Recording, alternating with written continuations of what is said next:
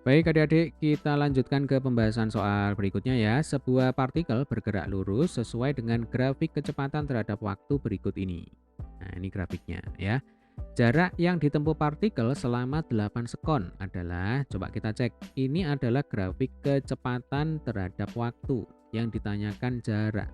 Nah, untuk menghitung jarak, jika diketahui grafik kecepatan terhadap waktu, sebenarnya adik-adik bisa langsung menggunakan konsep bahwa yang namanya jarak tempuh itu adalah luas. Ya, luasnya siapa? Luas grafik P terhadap T. Nah, ini konsepnya ya. Jadi harus diingat-ingat. Ini penting sekali karena sering sekali muncul di soal-soal ulangan ya, di soal-soal ujian. Jadi ini adalah bangun trapesium, ya kan? Nah, kita tinggal mencari luas trapesium ini berapa, itu akan sama dengan jarak yang ditempuh partikel selama 8 sekon. Nah, ini kan T sama dengan 0 di sini, 8 di sini. Nah, ini kebetulan bangun yang terbentuk itu adalah trapesium ya. Nah, maka kita tinggal mencari ini luas trapesiumnya berapa. Nah, luas trapesium itu kan rumusnya adalah setengah kali jumlah sisi sejajar, ya kan? Sisi sejajarnya itu yang ini, ya kan, dengan yang ini. Kalau yang ini dengan yang ini nggak sejajar, satunya miring, satunya lurus, ya kan? Berarti setengah kali berapa? Kali 24. Nah, ini kan 24, gitu. Nah, ini kan 24. Saya masukkan sini ya. Ditambah sisi sejajar yang ini. Nah, ini 8, berarti setengah kali 24 ditambah 8, kita kalikan dengan tingginya. Nah, tingginya ini sama dengan 8 yang ini. Jelas ya, Dek ya? Ini kali 8. Coba setengah kali 8 itu kan 4. 24 ditambah 8 itu sama dengan 32. Berarti 32 kali 4 sama dengan berapa? Sama dengan 128 meter. Sudah selesai ya. Atau adik-adik bisa menggunakan cara manual. Ya, cara manual itu berarti kita menggunakan rumus gerak lurus berubah beraturan. Jadi kalau ini cara 1 ya. Nah, cara 2 ini cara manual ya, Dek ya. Jadi namanya cara manual ya agak sedikit panjang. Nanti kita menggunakan rumus gerak lurus berubah beraturan.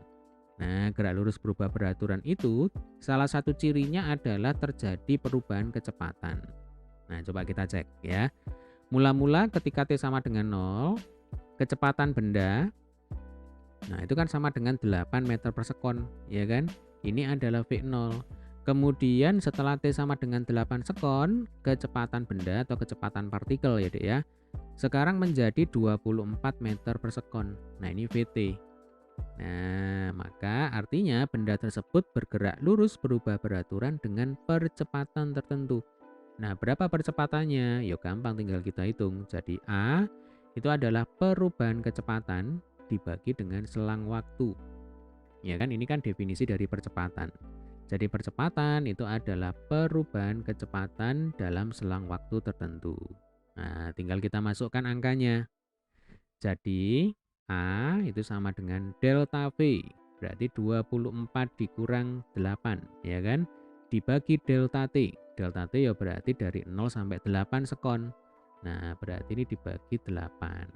Ya, 24 dikurang 8, 16. 16 dibagi 8, 2. Nah, berarti percepatan partikel ini adalah 2 meter per sekon kuadrat. Nah, ini kalau ada pertanyaan ya, misalkan ada pertanyaan. Tentukan percepatan gerak partikel. Diketahui grafiknya seperti ini. Nah, kalian sudah bisa menjawab ya. Jawabannya adalah 2 meter per sekon kuadrat. Nah, karena sekarang yang ditanyakan itu bukan percepatan, melainkan jarak tempuh ya. Pada gerak lurus berubah beraturan, untuk menghitung jarak tempuh, itu rumusnya adalah S sama dengan V0T ditambah setengah AT kuadrat ya. Jadi kalau pada gerak lurus berubah beraturan itu sebenarnya ada 3 rumus ya, Dek ya, yang harus kalian ingat. Yang pertama, S sama dengan V0T ditambah setengah AT kuadrat. Ya nggak apa-apa ya, sekalian kita review materinya. Lalu yang kedua, VT sama dengan V0 ditambah AT. Nah, yang ketiga, VT kuadrat sama dengan V0 kuadrat ditambah 2AS. Nah, 3 rumus ini penting, harus dihafalkan ya. Karena akan kepake terus, bahkan nanti ketika kalian belajar tentang gerak parabola. Dasarnya itu ya ini. Nah, Maka di awal ini sudah saya ingatkan, sebisa mungkin ini dihafalkan. Oke, nah sekarang kita kembali ya. Jadi S sama dengan V0T ditambah setengah AT kuadrat. Tinggal kita masukkan angkanya saja. Nah ini enak sekali ya kan. V0-nya sama dengan 8 ya kan. Yang ditanyakan adalah jarak tempuh selama 8 sekon. Ya berarti nanti T-nya kita isi 8. Ditambah setengah AT kuadrat. A-nya kan 2. Yang ini ya kan.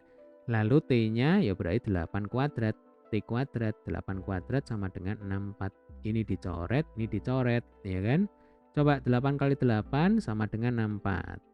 64 ditambah 64 sama dengan berapa? Sama dengan 128 meter.